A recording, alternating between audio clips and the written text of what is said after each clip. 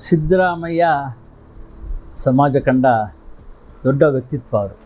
ಈ ಥರ ಮನುಷ್ಯ ಈ ಸಡನ್ನಾಗಿ ನಿರ್ಗಮನ ಅಂದರೆ ಅದು ಒಂಥರ ಜೀರ್ಣಿಸ್ಕೊಳ್ಳಿಕ್ಕೆ ಆಗಲ್ಲ. ಉತ್ತಮವಾಗಿ ಕಾರ್ಯನಿರ್ವಹಿಸುತ್ತಿದ್ದ ಮುಖ್ಯಮಂತ್ರಿ ಸಿದ್ದರಾಮಯ್ಯರವರನ್ನು ರಾಜೀನಾಮೆ ನೀಡಿ ಎಂದು ಕೇಳಿರುವುದು ಅಹಿಂದ ಜನತೆಗೆ ತಳಮಳಕ್ಕೆ ಕಾರಣವಾಗಿದೆ. ಪ್ರಸ್ತುತ ರಾಜಕೀಯ ಬೆಳವಣಿಗೆಯಲ್ಲಿ ಸಮಾಜವಾದ ಮತ್ತು ಸಾಮಾಜಿಕ ನ್ಯಾಯದ ಕೊಂಡಿ ಕಳಚಿತು ಅಂತ ಅನ್ನಿಸ್ತಾ ಇದೆ. ಅದರೊಟ್ಟಿಗೆ ಡಿ ಕೆ ಶಿವಕುಮಾರ್ ಇವತ್ತಿನ ದಿವಸ ಎಲ್ಲ ಸಮುದಾಯವನ್ನು ಒಟ್ಟುಗೂಡಿಸಿ ರಾಜಕಾರಣವನ್ನು ಅಥವಾ ಸರ್ಕಾರವನ್ನು ತೆಗೆದುಕೊಂಡು ಹೋಗಬೇಕಾಗುತ್ತಂತ ಆತಂಕ ಇದೆ. ಮುಂದಿನ ದಿನಗಳಲ್ಲಿ ಬರ್ತಕ್ಕಂಥ ನಮ್ಮ ಮುಖ್ಯಮಂತ್ರಿಗಳು, ಕರ್ನಾಟಕದ ಮುಖ್ಯಮಂತ್ರಿಗಳು ಯಾವ ಹಿನ್ನೆಲೆ ಇದೆ ಅಂತ ನೋಡ್ಕೊಂಡ್ರೆ ನಮಗೆ ಆತಂಕ ಆಗುತ್ತೆ.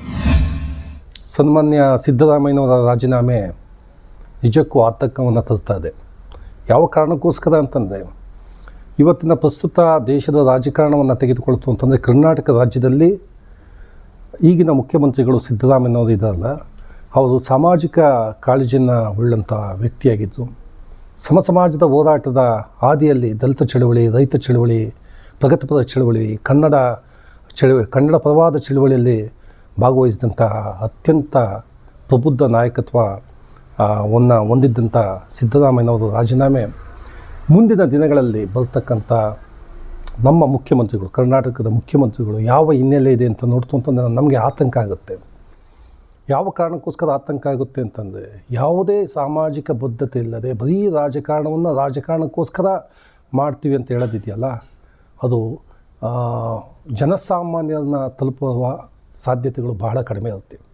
ಹಾಗಾಗಿ ಕೋಮುವಾದಿಗಳು ಮತ್ತು ಭ್ರಷ್ಟರು ಅತಿ ಹೆಚ್ಚಿನ ರೀತಿಯಲ್ಲಿ ಕರ್ನಾಟಕವನ್ನು ತಮ್ಮ ತೆಕ್ಕೆಗೆ ತೆಗೆದುಕೊಳ್ಳುವ ಸಾಧ್ಯತೆ ಇದೆ ಅಂತ ನನ್ನ ಅನಿಸಿಕೆ. ನನಗೆ ಮುಂದಿನ ಮುಖ್ಯಮಂತ್ರಿಗಳು ಬಗ್ಗೆ ರಾಜಕಾರಣವನ್ನು ಮಾಡ್ತದೆ ಹೊರತು ಬರೀ ರಾಜಕೀಯಕ್ಕೋಸ್ಕರ ಮಾಡ್ತದೆ ಹೊರತು ಸಾಮಾಜಿಕ ಬದ್ಧತೆ, ಸಮಾಜದ ನಿರ್ಮಾಣಕ್ಕಾಗಿ ರಾಜಕೀಯವನ್ನು ಆ ಮನಸ್ಸಿನಲ್ಲಿ ಹುಡುಕ್ತು ಅಂತಂದರೆ ಕಾಣೋದಕ್ಕೆ ಸಾಧ್ಯ ಇಲ್ಲ. ಹಾಗಾಗಿ ಮುಂದಿನ ರಾಜಕೀಯ ಭವಿಷ್ಯ, ಕರ್ನಾಟಕದ ರಾಜಕೀಯ ಭವಿಷ್ಯ ಹೊಸ ತಲೆಮಾರಿನ ಸಮುದಾಯ ತೆಗೆದುಕೊಂಡು ಹೋಗಬೇಕಾಗುತ್ತೆ ಅಂತ ನನ್ನ ಭಾವನೆ. ಅದರಲ್ಲಿ ಅಧಿಕಾರ ಶಾಶ್ವತ ಅಲ್ಲ. ಅದು ಸಮಾಜದ ಹೋರಾಟ ಮತ್ತು ಸಮಾಜವಾದ ಹಿನ್ನೆಲೆಯಲ್ಲಿರ್ತಕ್ಕಂಥ ಸಿದ್ದರಾಮಯ್ಯನವರು ಅಧಿಕಾರ ಹಂಚಿಕೆಯ ಒಳ ಒಪ್ಪಂದ ಆಗಿದ್ದು ಸತ್ಯವೇ ಆಗಿತ್ತು ಅಂತಂದರೆ ಅಧಿಕಾರವನ್ನು ಬಿಟ್ಟುಕೊಡ್ಬೇಕಾಗಿತ್ತು. ಹೀಗೆ ಚಿಕ್ಕ ಮಗುವಿನಂತೆ ರಾಜಕಾರಣವನ್ನು ಇನ್ನೊಂದು ಸ್ವಲ್ಪ ದಿವಸ ಅನುಭವಿಸಬೇಕು ಅಂತ ಆಸೆ ಇದೆಯಲ್ಲ, ಅದು ಸಮಾಜವಾದಿಗಳಿಗೆ ಏನಂತೀವಿ, ಒಂದು ಮೌಲ್ಯವನ್ನು ತಂದುಕೊಡೋದಿಲ್ಲ. ಆ ಕಾರಣಕ್ಕೋಸ್ಕರ ಬಹುಶಃ ಅಧಿಕಾರವನ್ನು ಹಂಚಿಕೆಯಾಗಿದ್ದ ರೀತಿಯ ಸೂತ್ರದಲ್ಲೇ ಬಿಟ್ಟುಕೊಟ್ಟಿತ್ತು ಅಂತಂದರೆ ಬಹುಶಃ ಸಿದ್ದರಾಮಯ್ಯನವರು ಮತ್ತಷ್ಟು ಮಾದರಿ ಆಗ್ತಾಯಿದ್ರು ಅಂತ ನನ್ನ ಅಭಿಪ್ರಾಯ. ಅದರೊಟ್ಟಿಗೆ ಡಿ ಕೆ ಶಿವಕುಮಾರ್ ಇವತ್ತಿನ ದಿವಸ ಎಲ್ಲ ಸಮುದಾಯವನ್ನು ಒಟ್ಟುಗೂಡಿಸಿ ರಾಜಕಾರಣವನ್ನು ಅಥವಾ ಸರ್ಕಾರವನ್ನು ತೆಗೆದುಕೊಂಡು ಹೋಗಬೇಕಾಗುತ್ತಂತ ಆತಂಕ ಇದೆ. ಯಾಕಂತಂದರೆ ಅವರ ನಡೆದುಕೊಂಡು ಬಂದ ರೀತಿ ಇದೆಯಲ್ಲ, ಮೊದಲಿಂದನೂ ಕೂಡ ಒಂದು mind of feudal mind setup as well as ಅದಕ್ಕೆ ಹಠನೋ ಅಲ್ಲ, feudal mind setup as well as shrewdness, ಅದು ಅವರ ಮನಸ್ಸಿನಲ್ಲಿ ಮತ್ತು ಮಾತಿನಲ್ಲಿ ಸಂಪೂರ್ಣವಾಗಿ ಕಾಣುತ್ತೆ ಕರ್ನಾಟಕದ ಜನಕ್ಕೆ.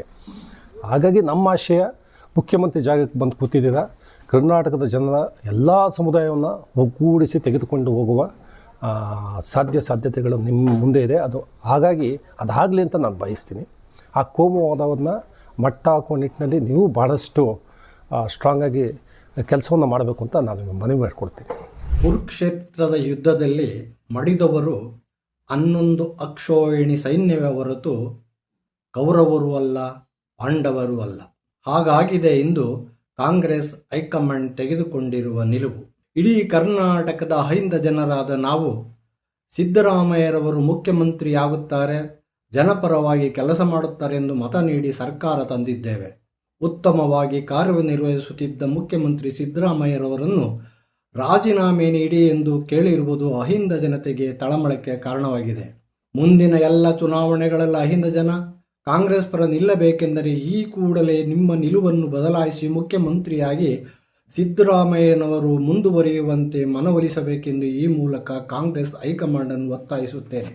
ಡಿ.ಕೆ. ಶಿವಕುಮಾರ್ ಅವರು ಇನ್ನೂ ಪಕ್ವವಾಗಿ ರಾಜಕೀಯ ನಿಪುಣರಾಗಿ ಎಲ್ಲರನ್ನೂ ಒಗ್ಗೂಡಿಸಿಕೊಂಡು ಮುಂದಿನ 28ರ ಚುನಾವಣೆಯಲ್ಲಿ ಕಾಂಗ್ರೆಸ್ ಪಕ್ಷವನ್ನು ಅಧಿಕಾರಕ್ಕೆ ತರುವಲ್ಲಿ ಶ್ರಮವಹಿಸಲಿ. ಅವರಿಗೆ ಅಹಿಂದ ಜನರಾದ ನಾವು ಕೂಡ ಹೆಗಲು ಕೊಡುತ್ತೇವೆ. ಇಂದಿನ ಬೆಳವಣಿಗೆ ಜನನಾಯಕರಾಗುವ ಡಿ.ಕೆ. ಶಿವಕುಮಾರ್ ಅವರಿಗೆ ಒಳ್ಳೆಯದಲ್ಲ, ಪಕ್ಷಕ್ಕೂ ಒಳ್ಳೆಯದಲ್ಲವೆಂದು ನನ್ನ ತಿಳುವಳಿಕೆ.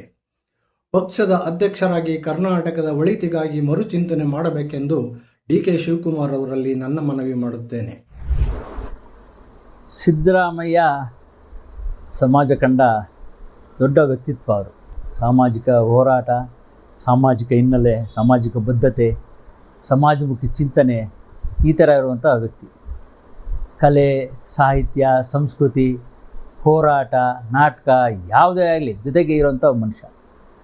ಪ್ರಗತಿಪರ ಒಟ್ಟಿಗೆ ಇದ್ದಂಥ ಮನುಷ್ಯ, ಸಾಹಿತಿಗಳೊಟ್ಟಿಗೆ ಇದ್ದಂಥ ಮನುಷ್ಯ, ರೈತರ ಒಟ್ಟಿಗೆ ಇದ್ದಂಥ ಮನುಷ್ಯ, ದಲಿತ ಪರ ಚಳುವಳಿಗಳ ಒಟ್ಟಿಗೆ ಇದ್ದಂಥ ಮನುಷ್ಯ.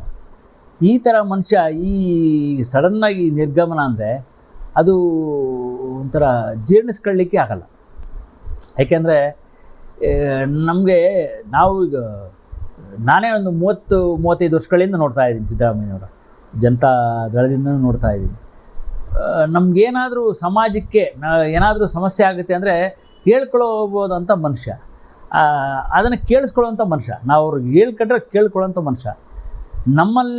ನಮ್ಮ ಸಮಾಜಕ್ಕಾಗಲಿ ನಮಗಾಗಲಿ ಯಾವುದೇ ವ್ಯಕ್ತಿಗಾಗಲಿ ಏನೋ ಸಮಸ್ಯೆ ಆಗ್ತಾಯಿದೆ, ಏನೋ ಅನಾಹುತಗಳಾಗ್ತಿದೆ, ಏನೇ ತೊಂದರೆ ಆಗ್ತಿದೆ ಅಂದರೆ ನಮಗೊಂದಲ್ಲಿ ಕೇಳೋವಂಥ ಮನುಷ್ಯ ಇದ್ದಾನೆ, ಕೇಳೋಂಥ ವ್ಯಕ್ತಿ ಇದ್ದಾನೆ, ಅವ್ರಿಗೂ ಹೇಳ್ಕೊಂಡ್ರೆ ನಮ್ಮ ಈ ಥರ ಸಮಸ್ಯೆ ಬಗೆಯಿರುತ್ತೆ, ನಮ್ಮ ಮುಂದೆ ಸಹಾಯ ಆಗುತ್ತೆ, ಎಲ್ರಿಗೂ ಒಳ್ಳೆಯದಾಗುತ್ತೆ ಅನ್ನೋ ವ್ಯಕ್ತಿತ್ವ ಇರೋಂಥ ಮನುಷ್ಯ ಸಿದ್ದರಾಮಯ್ಯ.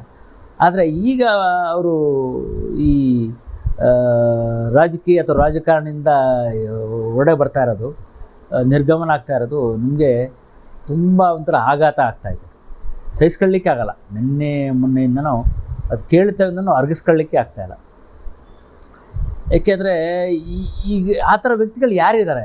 ಸಮಾಜವಾದ ಹಿನ್ನೆಲೆ ಇರೋರು ಯಾರಿದ್ದಾರೆ? ಕೇಳಿಸ್ಕೊಳ್ಳೋಂಥ ಮನಸ್ಥಿತಿ ಯಾರಿಗಿದೆ?